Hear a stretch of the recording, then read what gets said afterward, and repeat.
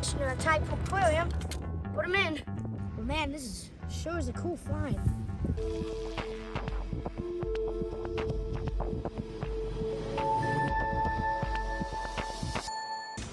Hello everybody, I'm Jackson Hawkins Kimmel. And I'm Jameson Hawkins Kimmel. And together, we are the Brothers Wild. And this is Salt Creek Recreation Area, our second stop on the Olympic Peninsula in Washington State. And this is the first tide pooling adventure ever of the Brothers Wild. And we're here to explore the tide pools and see what great treasures we can find in them. So let's get a move on. Well, everybody, now one of our goals today here in the tide pools is to make our very own tide pool aquarium. Now, as you see here, we have a container filled with water. Now, we're not going to keep the creatures forever. We're just going to keep them for the day and release them back into the wild. So we just have a little container like this. So now that we have our water, we need to fill it up with habitat.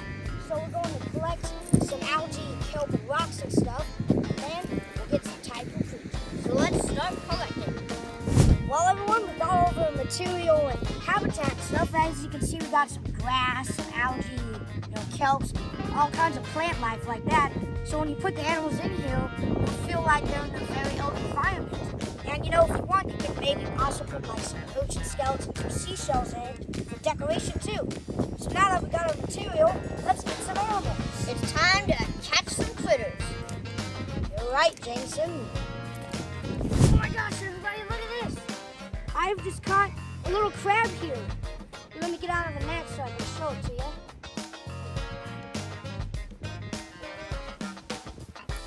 Crabs make great additions to tide pool aquariums. Rascal.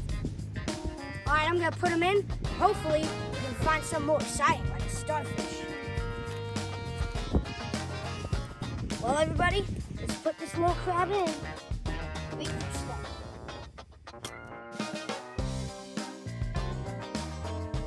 Wow, everybody, we've just caught a Tidepool Sculpin, which is actually a kind of fish.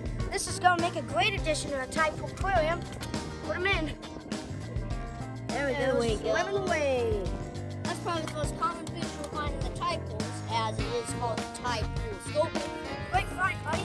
That gets some more critters. Oh, yeah. Wow, everybody, look at this. We've caught a purple shore crab. The second crab of the day. Now, crabs, obviously have two claws, but this one only has one claw because a predator must have tried to get it. Now, fun fact about this. Crabs can lose and regenerate their legs and their claws. So this must have lost his claw, and he's going to regenerate it in a time of a couple of weeks.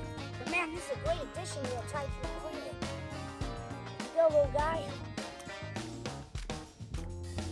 All right, let's keep searching the area and get some more. Wow, everyone, we have found something really interesting, and it's called a kelp crab. Now, I got two of them because they were in the same tide pool, but this one right here is ginormous. Now, obviously, you can tell they call them a kelp crab because they have the exact same coloring, and their head is shaped similar to kelp. Man, this is crazy. It's like a crab party. We got a rock crab, a purple shore crab, and now two kelp crabs. Let's add them in. Here we go. There we are. 1, 2. There they go. Nice. Great finds. All right. Yes. All right.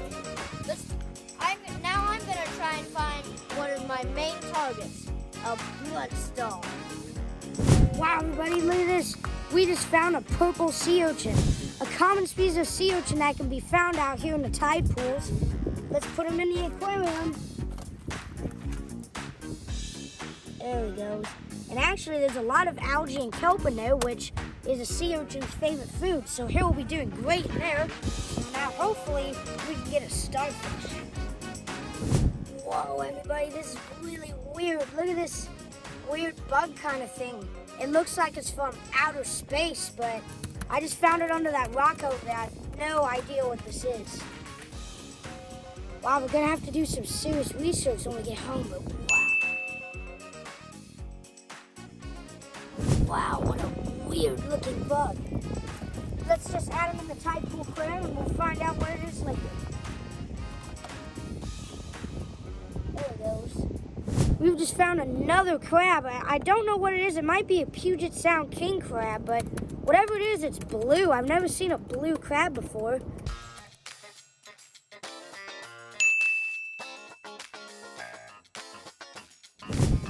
Yeah, I'm gonna go over there and put it in a Tidepool aquarium, but wow, what a cool find.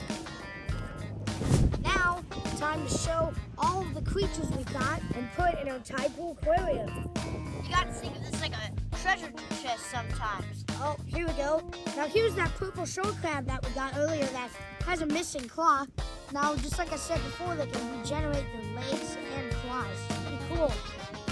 Wow. Oh, I see that kelp crab in there. Oh yeah, there he is. Okay, here.